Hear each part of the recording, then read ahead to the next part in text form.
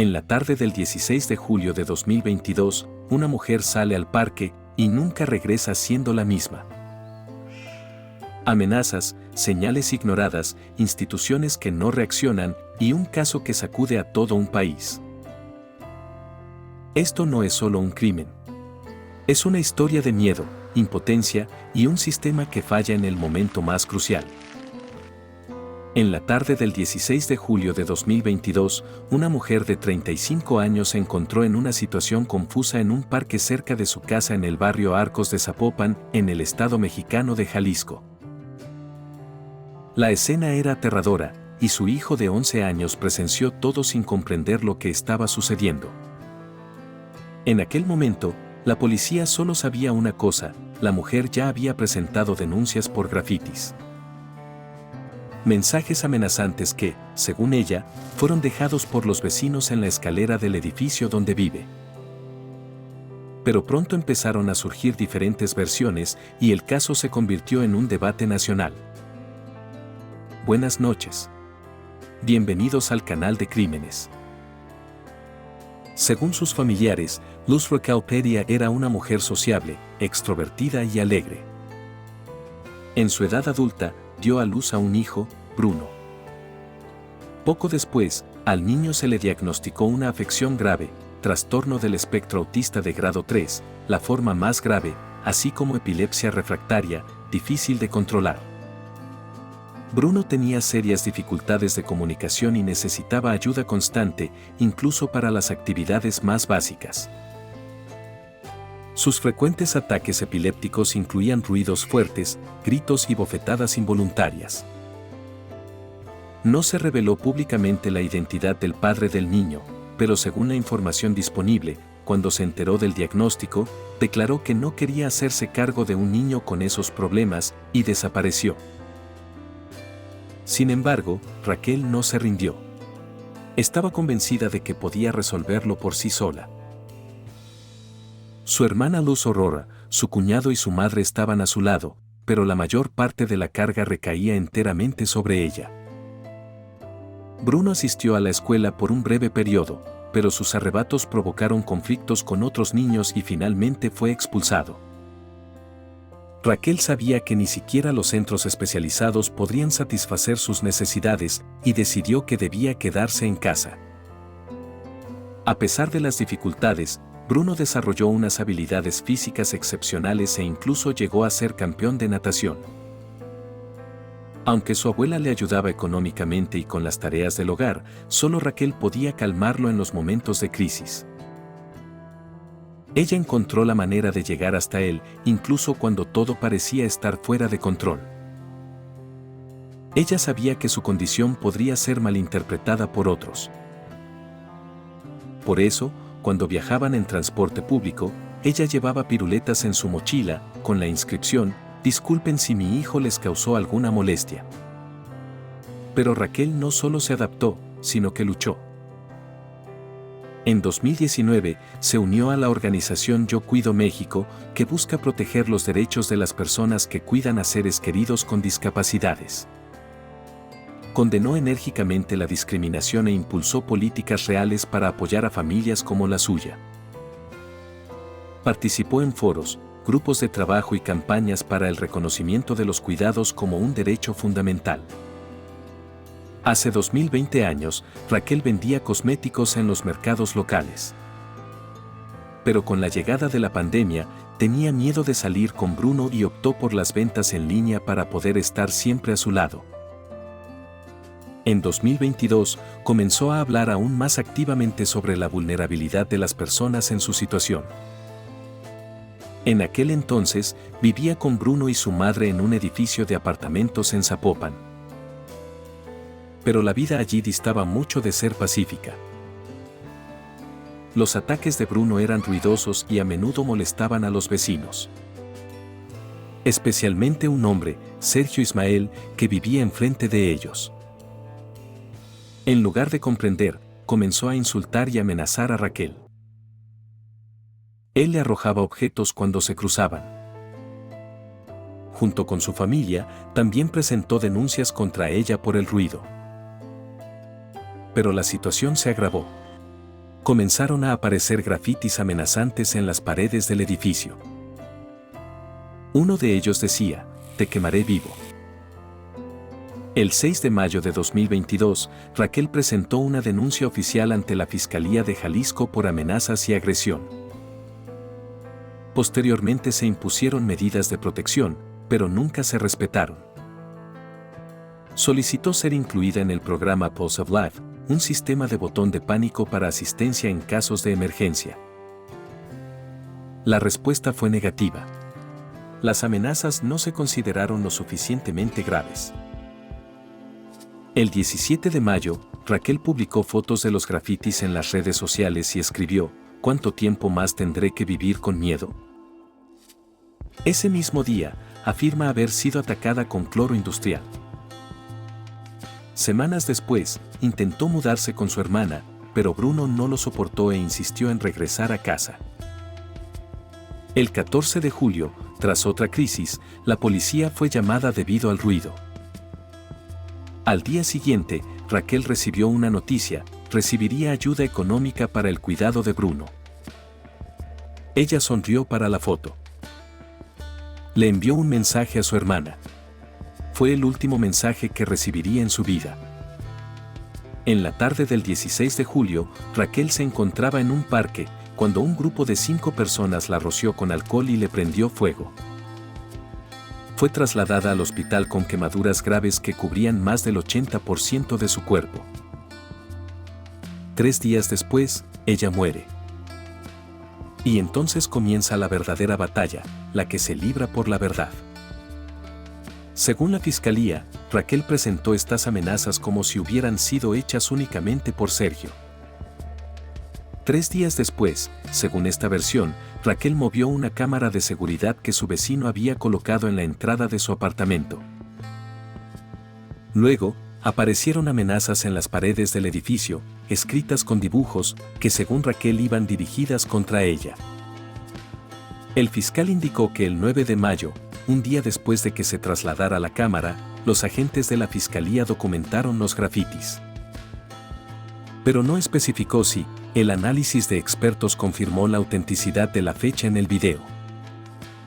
Esto se puso en duda porque las grabaciones fueron proporcionadas por la familia de Sergio. Sin embargo, el fiscal insistió en que, tras analizar la letra de Sergio y Raquel, los expertos concluyeron que el grafiti presentaba suficientes similitudes gráficas con la letra de ella. Además, la madre de Sergio declaró que en una ocasión vio a Raquel arañando las paredes del edificio. El 28 de junio, otros 2 videos grabados con la misma cámara mostraron a una persona, que se decía que era Raquel, prendiendo fuego a un objeto y arrojándolo contra la puerta de su vecino. El fiscal también reveló que en el lugar del crimen se encontraron 2 botellas de alcohol y un encendedor.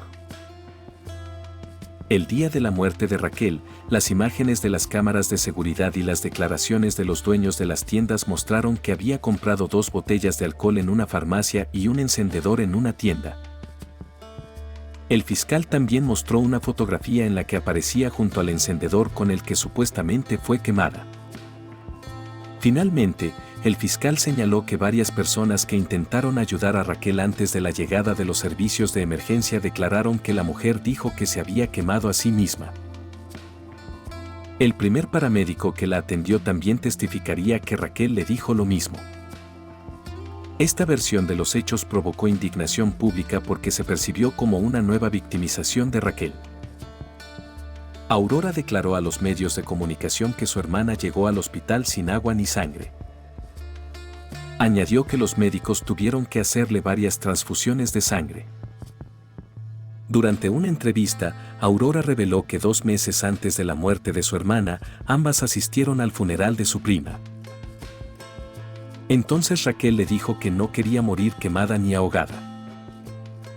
Aurora acusó a las autoridades de omitir deliberadamente estos detalles para enfatizar la hipótesis de la autolesión. Cuando los periodistas preguntaron al fiscal si estas revelaciones apuntaban a un ataque autoinfligido, se negó a calificarlo como tal y dijo que solo estaba presentando información general. Afirmó que su departamento había recopilado más de 200 entrevistas, más de 250 horas de análisis de video y archivos digitales. Y que revisó más de 40 cámaras ubicadas en el lugar del incidente y en las zonas aledañas. Afirmó que la información no tiene otro propósito que revelar la verdad sin volver a victimizar ni a Raquel ni a Sergio. Reiterando que Sergio también tiene derechos, el fiscal hizo hincapié en que no existían pruebas de que estuviera en el lugar de los hechos, a pesar de que su única coartada era el testimonio de sus propios padres. El 21 de julio de 2022, un juez de Jalisco acusó formalmente a Sergio Ismael y ordenó que permaneciera en prisión preventiva durante un mes por cargos relacionados con los ataques contra Raquel. Tras su muerte, el tribunal determinó que el acusado había atacado y amenazado a la víctima en más de una ocasión, causándole daños psicológicos.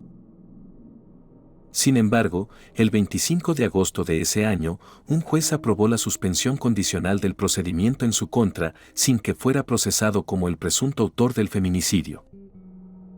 Tras llegar a un acuerdo con la Fiscalía por cargos de agresión y amenazas y pagar una multa de 15,000 pesos como indemnización, se le concedió la libertad condicional. Se le ordenó cumplir una serie de medidas cautelares que, si las cumplía durante 6 meses, podrían conducir a su liberación definitiva. Tras su liberación, organizaciones de la sociedad civil, entre ellas el Comité Latinoamericano y Caribeño para la Defensa de los Derechos de la Mujer, exigieron que se reabriera el caso como una investigación por feminicidio. Raquel no fue la única víctima potencial. Según el Ministerio de Salud, entre 2016 y 2022, 193 pacientes fueron atendidos por quemaduras cuya intencionalidad se desconocía. 22.557 mujeres también fueron registradas con lesiones causadas por accidentes, así como 96 con lesiones autoinfligidas. Entre estas últimas se encontraban Raquel y Liliana Torres, superviviente de un intento de feminicidio. Su caso se convirtió en una comparación necesaria con el de Raquel Padilla. El 26 de marzo de 2022, Liliana fue encontrada en llamas en una propiedad en el municipio de Salinas, Nuevo León, con quemaduras en el 32% de su cuerpo. Para cuando el caso de Raquel se hizo público, la Fiscalía Estatal no había emitido ninguna orden de arresto en el caso de Liliana. La mujer se estaba recuperando de su primera cirugía reconstructiva, que le permitió recuperar parte de su movilidad. La Fiscalía alegó que Liliana se prendió fuego a sí misma y que ella misma lo había declarado, aunque en ese momento se asumió que estaba intubada y sedada debido a la gravedad de su estado. El Estado se negó a cubrir los medicamentos que tenía que tomar durante el resto de su vida a causa de las quemaduras. Por si fuera poco, Liliana recibió mensajes en las redes sociales amenazándola y acusándola de inventarse lo sucedido. Incluso tuvo que presentar una nueva denuncia por abuso digital, que tampoco recibió seguimiento alguno. En medio del silencio de las autoridades, la familia de Raquel luchó por cuidar de Bruno. Aurora decidió mudarse por temor a que el agresor de Raquel intentara atacarla a ella y a sus seres queridos. Recibieron apoyo no solo del Estado, sino también del programa Pulso de Vida, que les proporcionó medidas de protección. Además de cuidar a su sobrino, Aurora también cuidaba a sus 3 hijos. Tras la muerte de Raquel, el estado de Bruno empeoró. Comenzó a golpear con frecuencia las paredes de la casa y el cristal de la mesa. También arañó y mordió a su tía y a su marido. También rechazó terapias adicionales. A veces, Bruno se despertaba por la noche y gritaba que quería salir a buscar a su madre. Aurora no tenía las herramientas para explicar lo que había sucedido. Según los terapeutas, era imposible que un niño como Bruno pudiera comprender plenamente este hecho, a pesar de haber visto a su madre quemada en el parque. En medio de su crisis, Bruno se rompió el brazo y se golpeó la cabeza con fuerza. Por lo tanto, los médicos ofrecieron la cirugía estereotáctica Aurora, que afecta a ciertas áreas del cerebro para reducir las reacciones impulsivas. El objetivo era prevenir las autolesiones o, al menos, reducir significativamente el trauma, así como permitir que Bruno comenzara otras terapias. El procedimiento se iba a realizar en el Hospital Western Medical Center. El Instituto Mexicano del Seguro Social rechazó el procedimiento, argumentando que el menor ya no tenía una relación de seguro activa tras el fallecimiento de su madre, quien era su aseguradora. Para que la cirugía se realizara en un hospital privado, la familia tuvo que reunir aproximadamente 1 millón de pesos mexicanos. Así que iniciaron una campaña de recaudación de fondos en las redes sociales, con el objetivo de recaudar al menos 300,000 pesos. Grupos como Yo Cuido México también organizaron campañas de donación. Finalmente, la secretaria de Igualdad Sustantiva de Jalisco, Paola Lazo, intervino debido a los obstáculos que planteaban las instituciones. A finales de enero de 2023, se anunció que, tras las gestiones de funcionarios estatales y municipales, Bruno sería operado en el Hospital Civil de Guadalajara. Al mismo tiempo, la investigación sobre la muerte de Raquel permanecía estancada. 8 meses después de los hechos, ningún atacante ni presunto autor ha sido arrestado y las autoridades prácticamente han desestimado los cargos contra Sergio. En aquel momento, la familia Padilla decidió no continuar con la demanda, aunque esperaban reanudarla algún día para obtener justicia en memoria de Raquel. Aunque algunas personas se acercaron a Aurora para apoyarla e instarla a manifestarse, ella se negó porque creía que, pasara lo que pasara, volvería a ser acusada. Además, Aurora dejó su trabajo en el tribunal universitario para cuidar de Bruno las 24 horas del día. Afirmó que se desilusionó con la profesión cuando vio que no se haría justicia para su hermana. Perdió tanto amigos como conocidos porque algunos de ellos creyeron la versión de la fiscalía de que Raquel se prendió fuego a sí misma. No fue sino hasta julio de 2023 que el Congreso de Jalisco aprobó por unanimidad una solicitud a la Fiscalía General del Estado para que presentara un informe sobre el progreso de la investigación de la muerte de Raquel.